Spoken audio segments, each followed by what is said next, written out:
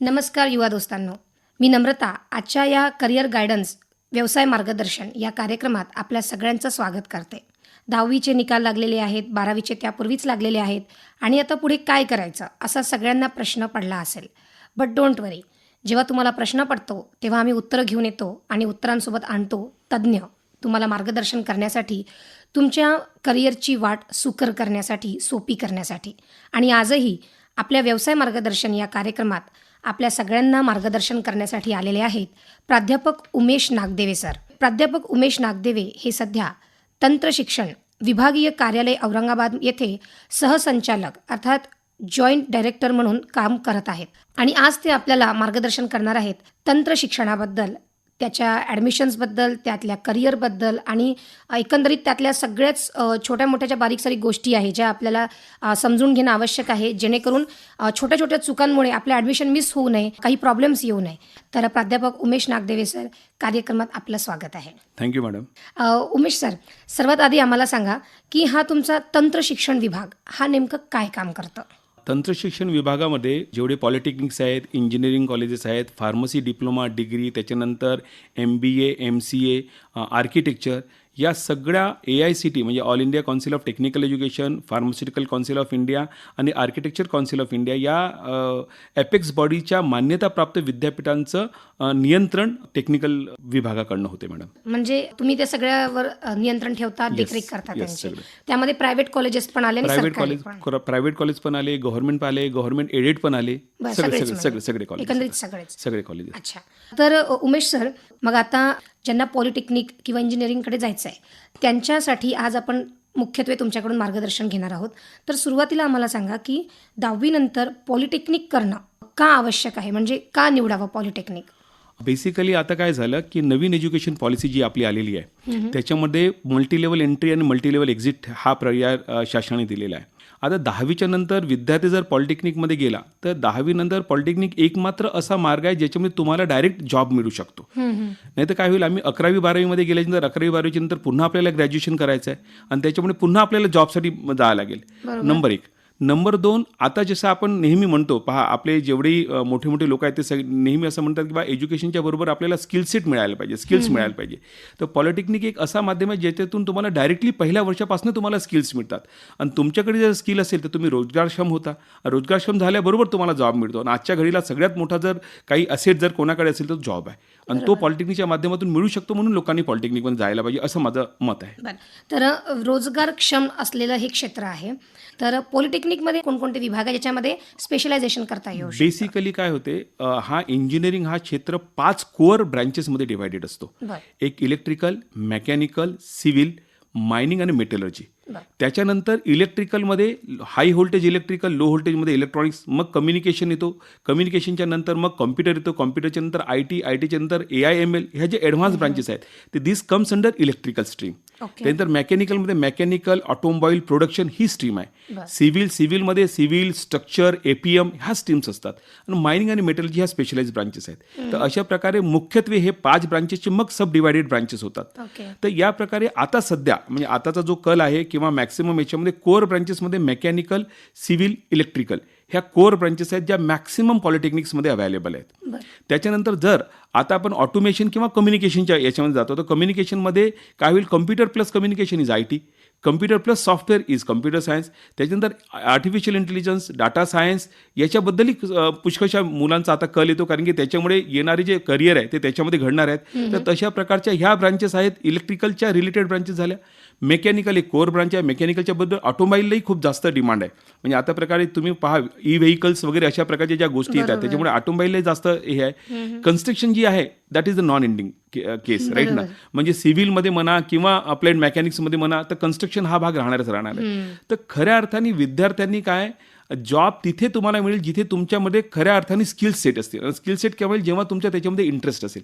म्हणून सगळे मुलं जातात त्याच्याकडे जाण्यापेक्षा माझा कल कोणाकडे हा विद्यार्थ्यांनी पाहणं आवश्यक आहे. आणि त्यांना जर कळलं की याच्यामध्ये, आणि कल ओळखायचा एकच सोपा मंत्र आहे, मला नेहमी असा वाटतो की एखाद्या विद्यार्थ्याला काही वाचताना इंटरेस्ट आला याचा अर्थ त्याचा कल तिथे.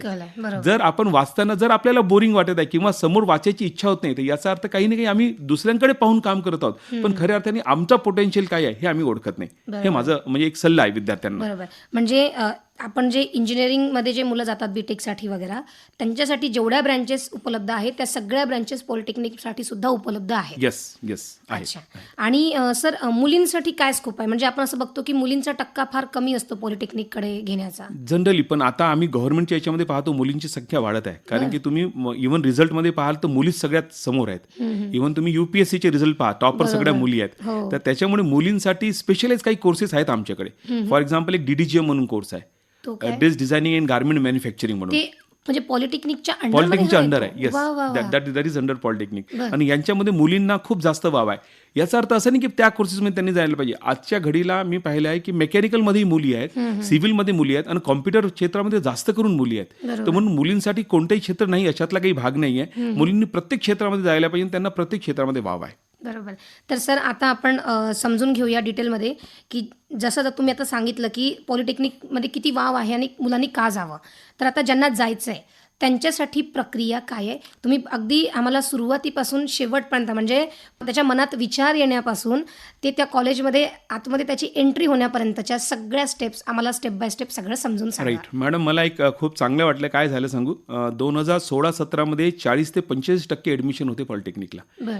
त्याच्यानंतर मी त्यावेळेस MSBTला डेप्युटी सेक्रेटरी म्हणून होतो. तर त्यावेळेसचे आमचे जे डायरेक्टर डॉक्टर अभय वाघ आणि आमचे सेक्रेटरी मोहितकर सर होते.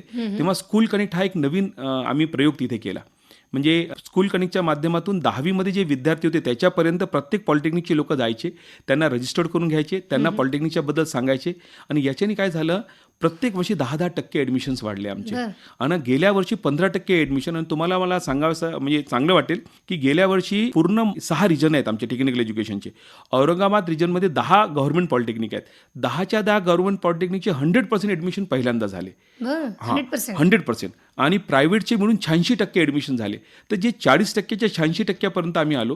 तर आम्ही पहिल्यांदा काय करतो की विद्यार्थ्यांपर्यंत, कारण 10वीचा विद्यार्थी स्वतःच्या करिअरच्या बद्दल त्याला तेवढी माहिती नसते, जागरूक नसतो. आणि आम्ही जेव्हा डाटा कॅप्चर केला गेल्या वर्षी, तेव्हा आम्हाला हे जाणवलं की बाबा, आम्ही जेव्हा इन्कम ग्रुप पण आम्ही कॅप्चर केला की जे विद्यार्थी ॲडमिशन घेतात त्यांचा, तेव्हा आम्हाला कळलं की लोअर इन्कम ग्रुपचे मॅक्सिमम लोक पॉलिटेक्निकमध्ये येतात. आणि त्यांच्या आई वडिलांनाही माहीत नसते की कुठे जायचं, काय करायचं. तर आम्ही सगळ्यात पहिल्यांदा विद्यार्थ्यांना स्कूल कनेक्टच्या माध्यमातून त्यांना जोडून घेतो. त्यांचे आपण व्हॉट्सअप ग्रुप बनवतो, त्यांना आम्ही माहिती देतो की कोणकोणत्या ब्रांचेस आहेत. जसं आज मी तुम्हाला सांगतो तशा प्रकारे व्हॉट्सअप ग्रुपच्या माध्यमातून त्यांना माहिती देण्यात आली. आता यावर्षी 1,15,000च्या वर विद्यार्थी आम्ही औरंगाबाद रिजन म्हणजे 8 जिल्ह्यांमध्ये आम्ही रजिस्टर्ड केलेले आहेत. आणि त्या रजिस्टर्ड केल्याच्यानंतर प्रत्येक त्या विद्यार्थ्यांचा एक आम्ही ग्रुप केलेला आहे. त्या ग्रुपमध्ये आम्ही असं केलं की मुलींच्या ग्रुपमध्ये मुलं राहणार नाही, मुलींच्या ग्रुपमध्ये ॲडमिन मॅडम राहतील, अशा प्रकारची दक्षता घेऊन आम्ही ते ग्रुप केले. हे ग्रुप झाल्याच्या नंतर मग प्रक्रिया येते खऱ्या अर्थ हा पहिलाच टप्पा कशासाठी, तर अवेअरनेससाठी. तर आम्ही अवेअरनेस क्रिएट केला. आमच्याकडे टोटल 14,260 विद्यार्थ्यांची कॅपॅसिटी आहे. आणि आमच्याकडे रजिस्टर्ड विद्यार्थी आहेत आता, म्हणजे ज्यांचे आम्ही कॉन्टॅक्ट केले ते 1,15,000. नियर अबाउट 8 विद्यार्थ्यांमधून एकही विद्यार्थी आमच्याकडे कन्वर्ट झाला तरी आमच्याकडे 100% ॲडमिशन होणार. पहिल्यांदा ही तयारी केली, विद्यार्थ्यांपर्यंत आम्ही अवेअरनेस पोहोचवला. याचाच फायदा म्हणजे 40%वर आम्ही 86%वर गेलो. आणि यावेळेस आमचं टार्गेट आहे की आम्ही 100% अचीव्ह करायला पाहिजे म्हणून. तर या दृष्टिकोनातून काय झालं, प्रत्येक वर्षी आपण पोर्टल 10वीच्या रिझल्टच्या पूर्वी चालू करतो. यावर्षी पोर्टल 1 जूनला माननीय आमचे मंत्री चंद्रकांत दादा पाटील यांनी इनॉग्रेट करून एक पोर्टल आमचं चालू झाला. 1 जूनपासून आम्ही रजिस्ट्रेशनची प्रोसेस चालू केली. यावर्षी आम्ही 2 खूप चांगले उपक्रम केले ज्याच्यामुळे विद्यार्थ्यांना थोडा त्रास होता. एक तर असा की विद्यार्थ्यांचा रोल नंबर टाकल्याबरोबर 10वीच्या बोर्डातून मार्क फेच होतात. अच्छा.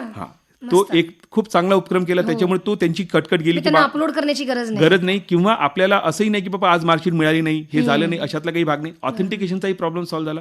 नंबर 2, यावेळेस आम्ही हा जो पोर्टल आहे हा मोबाईलवर पण दिलाय. म्हणजे याचा मोबाईल ॲप आम्ही डेव्हलप केला. विद्यार्थी रजिस्ट्रेशन मोबाईलवरनं करू शकतात. http://poly23dtmaharashtra.gov.in अच्छा, ही म्हणजे वेबसाईट आहे. त्या याच्यावर तुम्ही जर गेल्याच्यानंतर तुम्ही मोबाईलच्या माध्यमातून तुम्ही तिथे रजिस्ट्रेशन करू शकता. मोबाईलवर गुगल वापरून तुम्ही त्यावर जाऊन रजिस्ट्रेशन करू शकता. सर परत त्या पोर्टलचं नाव सांगा.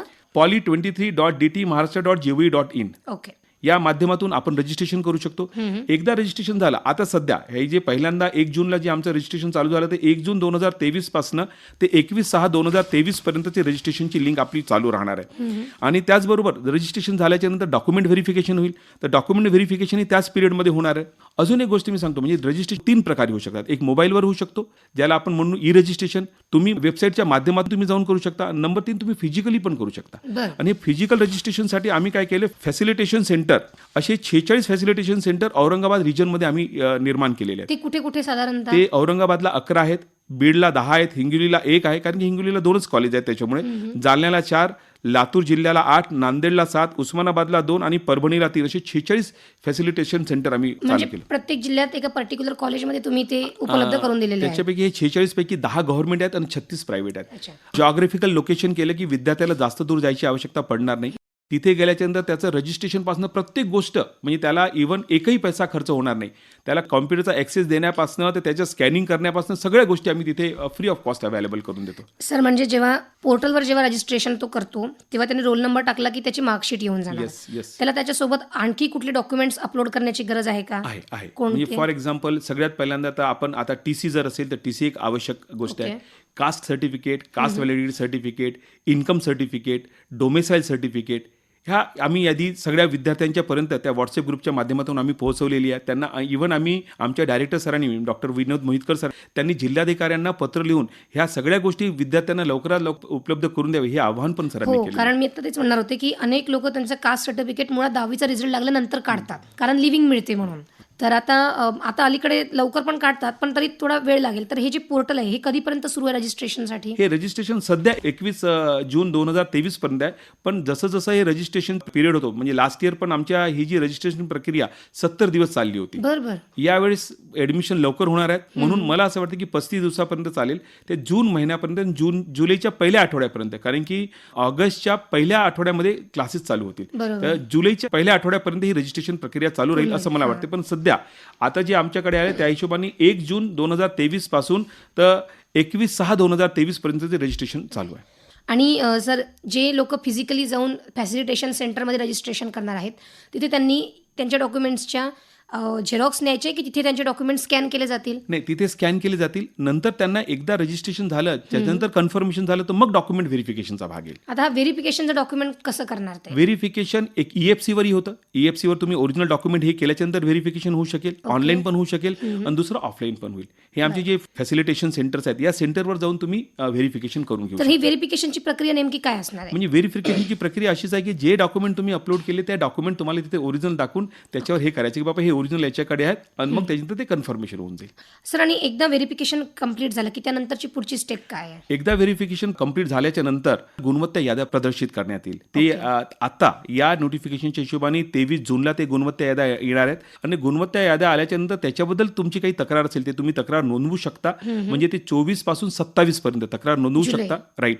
आणि त्याच्यानंतर अंतिम गुणवत्ता यादी 29 पासून तिथे डिस्प्ले करण्यात येईल 29 जूनला. म्हणजे गुणवत्ता यादी लागेपर्यंत विद्यार्थ्यांना फॅसिलिटेशन सेंटरमध्ये असो वा डिजिटली असो एकही रुपया देण्याची गरज नाही. एकही रुपया फक्त त्यांना जे रजिस्ट्रेशन जी फीस आहे त्यांची म्हणजे महाराष्ट्र राज्यातील सर्वसाधारण प्रवर्गातील विद्यार्थ्यांना 400 रुपये रजिस्ट्रेशन फीस आहे आणि महाराष्ट्रातील जे राखीव प्रवर्ग आहेत ज्याच्यामध्ये SC, ST, OBC, VGNT हे यांना 300 रुपये हे रजिस्ट्रेशन फीच्या व्यतिरिक्त कुठली फी नाही. फॅसिलिटेशन सेंटरमध्ये जे डॉक्युमेंट स्कॅन करतील त्याची सुद्धा फीस नाही लागणार. बिलकुल नाही. अच्छा, विद्यार्थ्यांनी ह्या सगळ्या गोष्टींकडे लक्ष ठेवणं आवश्यक आहे.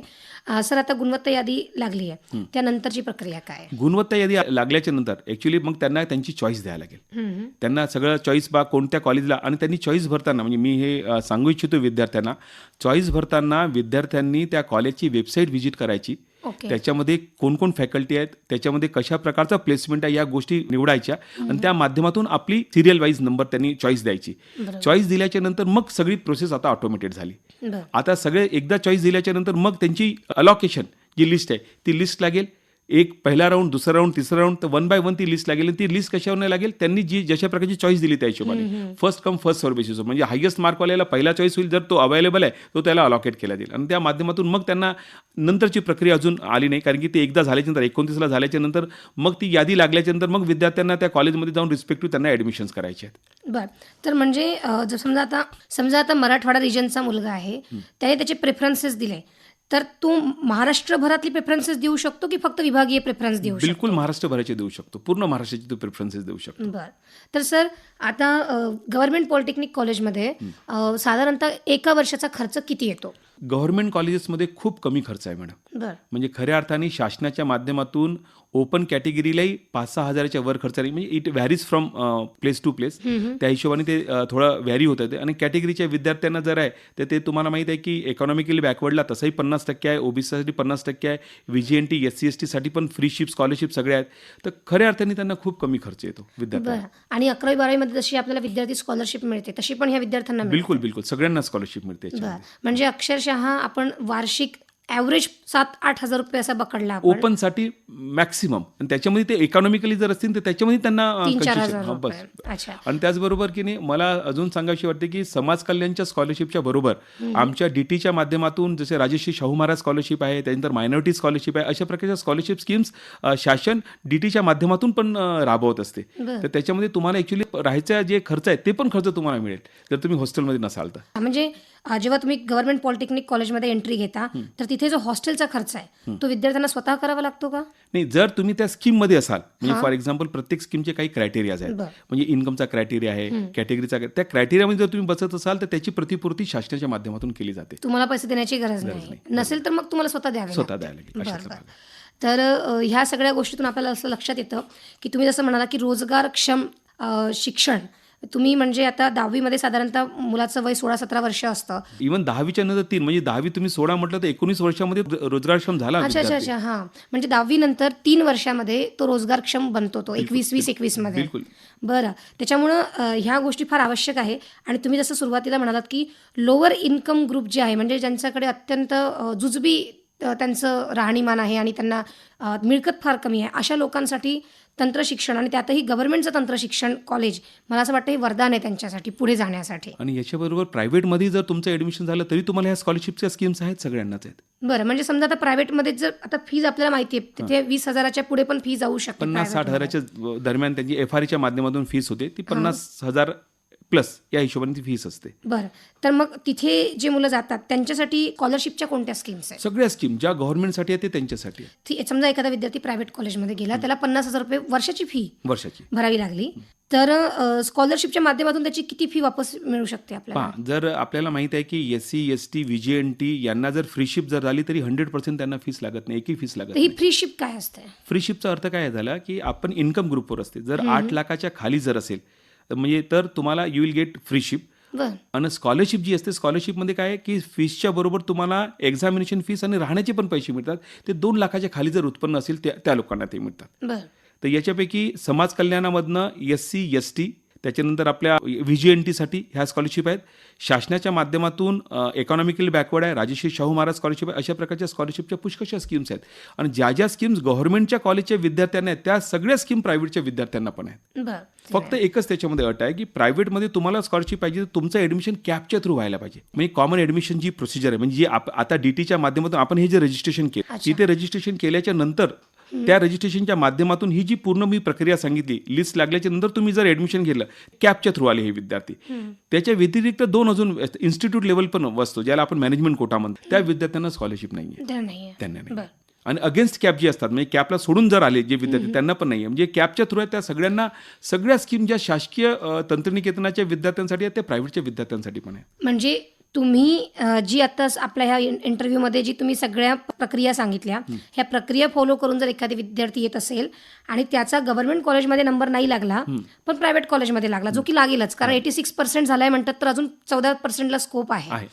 तर त्याचा जर तिथे नंबर लागला तर त्याची फीस तिथे भलेही हायर असेल पण त्याला स्कॉलरशिपच्या माध्यमातून त्याला तिथे मदत मिळेल. Yes yes. तुमच्या ह्या सगळ्या कॅटेगरीमध्ये बसला असेल तर. बिलकुल बिलकुल. त्यामुळे हे फारच महत्त्वाचं आहे आणि सगळ्या विद्यार्थ्यांनी आणि विशेषतः मुलींनी सुद्धा याकडे लक्ष देणं अत्यंत आवश्यक आहे. सर आता जे न्यू एज्युकेशन पॉलिसी आलेली आहे त्याचा तंत्रशिक्षण आणि ह्या सगळ्या प्रक्रियेवर काही परिणाम आहे का?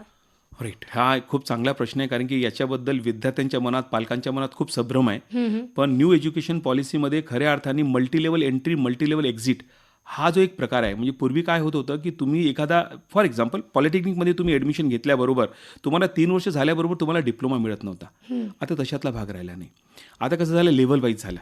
म्हणजे नॅशनल क्रेडिट फ्रेमवर्कचे लेवल्स आहेत. तर 10वीला आपण 3.0 म्हणजे 3 लेवल म्हणतो, 11वीला 3.5 म्हणतो, 12वीला आपण 4 लेवल म्हणतो. आणि अशा प्रकारे तुम्ही जर 10वीच्या नंतर तुम्ही ॲडमिशन घेऊन जर समजा पहिल्या वर्षात डिप्लोमामध्ये 3 वर्षाचा डिप्लोमा आहे, पहिल्या वर्षी जर तुम्ही बाहेर गेले तरी तुम्हाला सर्टिफिकेट तुम्हाला मिळेल. बरं. तर अशा प्रकारचे प्रत्येक लेवलमध्ये तुम्हाला एक्झिट हा ऑप्शन तुमच्याकडे अवेलेबल आहे. हा नंबर 1. नंबर 2, हे जे न्यू एज्युकेशन पॉलिसी आहे NEP 2020 याच्या माध्यमातून म्हणजे आता काही बंदिश राहिली नाही की त्या विद्यार्थ्यांना फक्त एकाच स्ट्रीमचा, म्हणजे फॉर एक्झाम्पल आता आपण बोलत होतो की कोणकोणत्या स्ट्रीम्स आहेत. आता हा स्ट्रीम जो आहे ना याच्यामध्ये तुम्ही इलेक्टिव्स म्हणजे मेजर आणि मायनर हे 2 कन्सेप्ट आलेले आहेत. म्हणजे मी मेकॅनिकलमध्ये मेजर आहे पण माझा कल जर उद्या इलेक्ट्रिकलच्या एखाद्या विषयाला जर असेल तर मी इलेक्ट्रिकलचा विषय इलेक्टिव्ह म्हणून घेऊ शकतो आणि त्याचे क्रेडिट पण इथे कामी येणार. एक्युम्युलेशन बँक ऑफ क्रेडिट ABC हा जो कन्सेप्ट आहे, तर तशा प्रकारे म्हणजे शासनाने म्हणजे NEPच्या माध्यमातून 40% कोर्सेस तुम्ही दुसऱ्या स्ट्रीममधनं घेऊनही तुम्ही आपली मेजर ती स्ट्रीम आणि मायनर दुसरी स्ट्रीम अशामध्ये तुम्ही डिग्री करू शकता. तर जे पूर्वी असा एक भाग होता की बाबा इंजिनिअरिंगचा मुलगा मेडिकलकडे पाहणार नाही किंवा इलेक्ट्रॉनिक्सचा मुलगा कॉम्प्युटरकडे पाहणार नाही, अशातला काही भाग नाही. त्याचा जर इंटरेस्ट आहे तो त्याच्यामध्ये आपल्या इंटरेस्टमध्ये जाऊन मेजर त्याचा तोच विषय आहे, मायनर तो दुसरं घेऊन करू शकतो. तर ही खूप चांगली बाब आता NEPमध्ये आलेली आहे. तर या हिशोबाने आता जसं मी सांगितलं 10वीमध्ये म्हणजे नॅशनल क्रेडिट फ्रेमवर्कमध्ये 3.0, 11वी आपण त्याला म्हणू शकतो की 3.5. आता हा 3.5 11वी म्हणा किंवा डिप्लोमाचा पहिला वर्ष म्हणा, दे आर इक्वल. त्याच्यानंतर 12वी म्हणा किंवा डिप्लोमाचा सेकंड वर्ष, दॅट इज 4.0, किंवा त्याच्यानंतर तुम्ही फर्स्ट इयर म्हणा किंवा डिप्लोमा कम्प्लिशन म्हणा. तर अशा प्रकारच्या लेवल्समध्ये multi level entry, multi level exit आहे.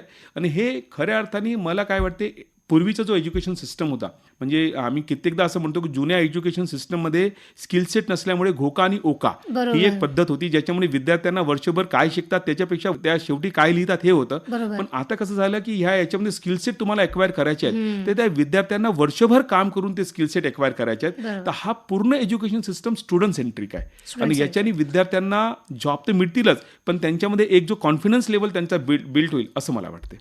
याच्यामध्ये मला पुन्हा एकदा रिएटरेट मला करावे वाटते की 10वीच्या नंतर जे रोजगारक्षम तंत्रनिकेतनामध्ये ॲडमिशन्स आहेत त्याची प्रक्रिया चालू झाली.